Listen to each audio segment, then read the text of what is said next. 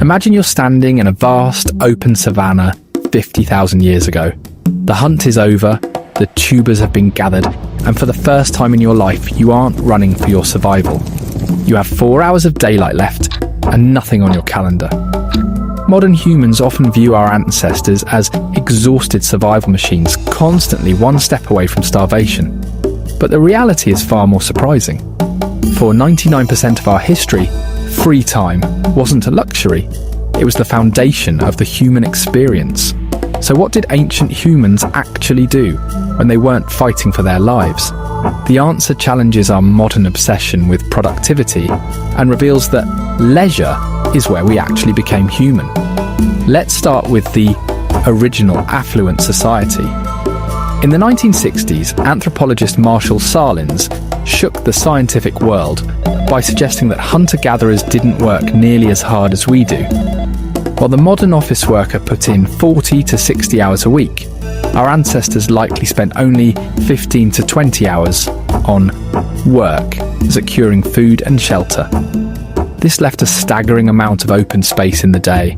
But they didn't just sit in silence, they played. Archaeologists have found gaming pieces in the Near East and Africa that date back thousands of years.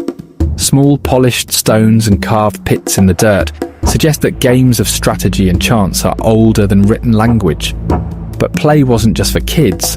For ancient adults, play was a social glue. They wrestled, they ran races, and they engaged in mock battles. These weren't just for fun, they were a high-stakes way to build the coordination and trust needed for the next big hunt. But the most profound use of their free time wasn't physical, it was aesthetic. Think about the cave paintings of Lascaux or Altamira. These aren't just doodles, they are massive, sophisticated galleries.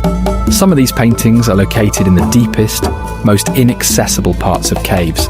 To create them, ancient humans had to haul animal fat lamps, pigments and scaffolding into the dark, spending hundreds of hours painting by flickering light. This was free time, used for the sake of pure, transcendent beauty. It was an investment in the soul of the tribe. Then there was the music. In 2008, scientists in Germany discovered a flute made from a vulture's wing bone, dating back 35,000 years. It was tuned to a 5-note scale, remarkably similar to the music we listen to today.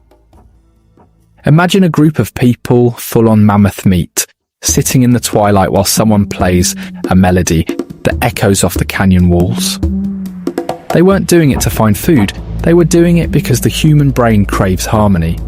They spent their leisure hours decorating their tools, beading their clothes and tattooing their skin, turning every functional object into a piece of art. However, the most important thing they did in their free time was nothing. In our world of constant notifications, we've forgotten the power of collective idle time. Ancient humans spent hours simply grooming each other, a carryover from our primate cousins, and talking. This social grooming is where language likely evolved. They weren't discussing the stock market, they were gossiping, debating the character of a neighbour, and strengthening the bonds that kept the group from splintering. But everything changed with the agricultural revolution. Around 10,000 years ago, we traded that abundant free time for the stability of farming. We started working from sunup to sundown to manage crops and livestock. The extra hours disappeared. Leisure became a mark of the elite rather than a right of the species. We traded the flute for the plough, and the cave gallery for the granary. Today we look at our phones the second we have a spare moment. We feel guilty if we aren't optimizing our hobbies. But when you feel that strange, restless itch during a quiet afternoon, that's not boredom, it's a ghost. It's the 300,000-year-old part of your brain remembering the days when free time meant sitting with your tribe, carving a bone flute, and watching the clouds move across a prehistoric sky. We didn't just survive the wilderness, we played our way through it. And in that play, we found our humanity.